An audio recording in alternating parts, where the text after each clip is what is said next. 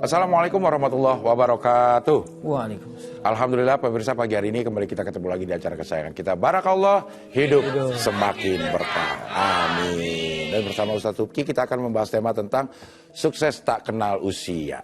Jadi saya pengen cerita dulu nih Ustadz nih. Cipung tuh anaknya Raffi sama Graham. Gigi ya. Ya kan, Gigi harus ada Grahamnya ya. Anaknya Raffi sama Gigi itu baru lahir aja udah jadi seleb. Tercipung-cipung itu udah punya 1,7 juta follower. Padahal dia masih bayi. Sementara saya dulu masuk entertainment umur 20-an. Terus Mama Dede mulai masuk entertainment itu TV tahun 50, umurnya 58. Artinya memang kita udah disediain waktunya ya. Ada yang bilang setiap orang punya masa, setiap masa punya... gimana ya?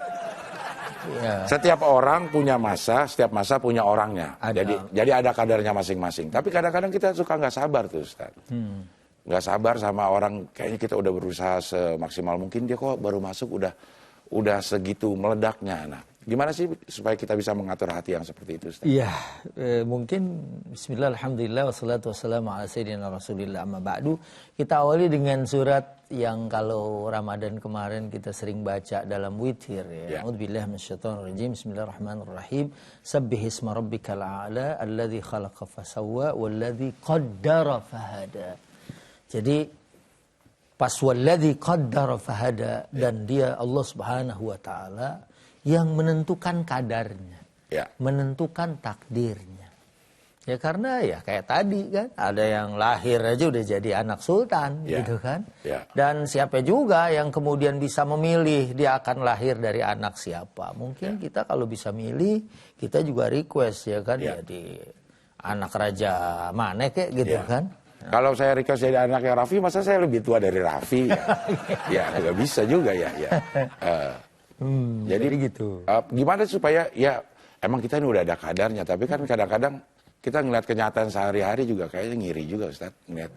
Ya sekali-kali nganan lah gitu ya, ngiri. Nyebur lama-lama ya kan, sampingnya kali. Ya jadi ini harus jadi semangat sebetulnya. Udah ya. Jadi ada yang memang dari dasarnya seperti itu karena memang an-nasu ma'adin. Manusia itu kan kayak logam. Ada yang besi, ada yang aluminium, yang sebetulnya cocok untuk kebutuhan dan peruntukannya. Ada yang emas. Emas nggak usah diapa-apain, baru dapat aja. Ya, itu harganya udah mahal. Bahkan ya karena anak-anak saya ada yang berkecimpung di bidang emas gitu ya. Sampai itu bekas potongannya aja, bubuk-bubuknya. Ya, bahkan yang nempel di baju itu masih laku gitu. Kalau memang dia udah emas. Nah, tapi kita juga karena dianalogikan manusia itu seperti barang tambang kayak begini.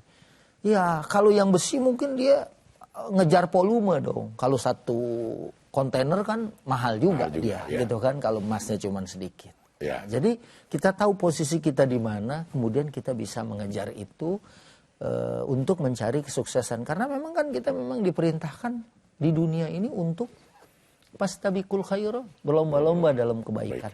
Kalau misalnya kesuksesan itu kita anggap sebagai kebaikan yang bisa menjadikan kita memberi manfaat buat orang, misalnya kan, ya maka kita kejar. Kan orang kayak kemarin tuh ada liputan udah berangkatkan haji ribuan orang. Iya itu. Ya, murah apa ya? Nah, kalau seandainya dia setelah sukses kemudian membagikan kesuksesan itu kepada orang yang ada di sekitarnya, kan itu merupakan satu kebaikan. Maka saya juga ingin mencapai seperti itu, bukan untuk iri, dengki, dan hasad, tapi ingin kebaikan itu juga bisa saya lakukan. Kan begitu. Oke, ini ada pertanyaan dari hamba Allah ini. Assalamualaikum Ustadz. Kalau saya perhatikan sekarang ini serba instan. Ada orang yang gampang terkenal dengan gosip miring atau terkenal karena ikut ajang lomba-lomba. Tapi pamor mereka hanya sebentar, kemudian tenggelam. Pertanyaan saya, adakah perbedaan antara terkenal dan sukses? Ya sebenarnya sukses belum tentu terkenal. Ya, ya kan? betul. Dan terkenal juga belum tentu Sukses. Tapi ada juga yang menggabungkan keduanya. Ya. Ya, jadi sukses belum tentu terkenal, terkenal belum tentu sukses, walaupun ada yang menggabungkan keduanya. Ya. Dan ada orang yang sukses tapi dia nggak boleh terkenal.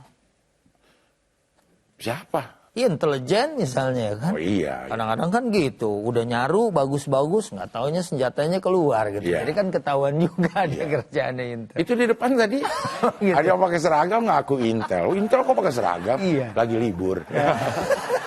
Nah itu sebenarnya gitu ya. Dan ada terkenal banget. Ya. Tapi kita bisa bilang dia nggak sukses. Sukses. Firaun misalnya. Ya. Dalam Quran, Korun misalnya, kan terkenal banget dia. Ya, Tapi dia nggak sukses secara manusia yang diinginkan oleh agama, Ya. gitu kan. Nah, yang kita harapkan sih sebenarnya kita sukses. Ya. Kita terkenal karena kita sukses. Bisa juga, gitu kan. Ya, atau yang paling utama antara terkenal dan sukses adalah sukses. Kalau terkenal belum tentu sukses sebab, ya kan? Ya. Dan kalau kemudian di dalam agama malah kadang-kadang terkenal itu bisa jadi fitnah. Oke, ujian. Namanya fitnatus suhroh, fitnah keterkenalan. Kalau ulama dulu malah nggak mau ketahuan siapa mereka gitu ya. Ya. Nah, kalau sekarang mungkin kayak udah Abdel nih, mungkin mau makan mie di sini ya, Ya. bisa-bisa mie-nya jadi kering gitu kan karena orang bulak-balik motok kita gitu. Kalau Ya. orang yang nggak dikenalin kan dia bebas mau ngapain. Kalau mie nggak kering, ngembang. Oh, ngembang. Iya. Gitu. Tapi ada juga yang kering. Iya, iya. Saya pernah lihat ada yang kering. Jamin. Jamin, Iya. kan. Nah, yang mesti ditekenin dalam agama adalah sukses. Kalau bahasa agama, Al-Imran 185. Ya. Paman zuhziha 'anil nar wa udkhilal jannata faqad faz. Ya. Siapa yang dijauhkan dari neraka dan dimasukkan surga, itulah orang yang sukses. Berarti indikator dia sukses apa? Ini orang nih orang sukses, bukan sekedar orang terkenal. Nah, Gitu. makanya kan tadi saya bilang neraka sama surga. Itu Ya. kan nanti. Di Ya. sini gimana? Ya. Surga ada di dunia, neraka ada di dunia. Dalam artian surga sebelum surga atau neraka sebelum neraka. Dulu saya pernah wawancara, ada orang jualan bakso, tapi misalnya baksonya dicampur sama daging yang Haram. jijikan. Ya. Dia bilang supaya saya berhasil. Tapi begitu kita lihat, ya dia nggak seberhasil seperti orang yang dagang dengan cara yang benar. Ya. Lalu tingkat keberhasilannya di mana? Dia bisa, misalnya kita ngomong yang kecil-kecil ya, tukang tebar paku, tukang tambal ban, Ya. dia mengaku bisa dapat 4-5 kali penghasilan perharinya kalau dia melakukan hal itu. Nebar paku. Tapi ternyata ada ketidaktenangan dalam dirinya. Itu kan sebetulnya neraka sebelum neraka. Gitu Ya. kan. Ada orang yang kerja dengan benar, dia bisa ibadah, dia jualan keliling-keliling, habis masuk waktu dia ikut sholat, kemudian dia malah bisa sedekah. Saya bisa menggaransi bahwa orang ini adalah orang yang sukses. Ya kan? Kenapa? Ya. Karena dia menikmati hidup, dia bahagia. Yang istilahnya surga sebelum surga gitu. Merasa banget hidupnya tentram. Ya. Dia nggak tertarik.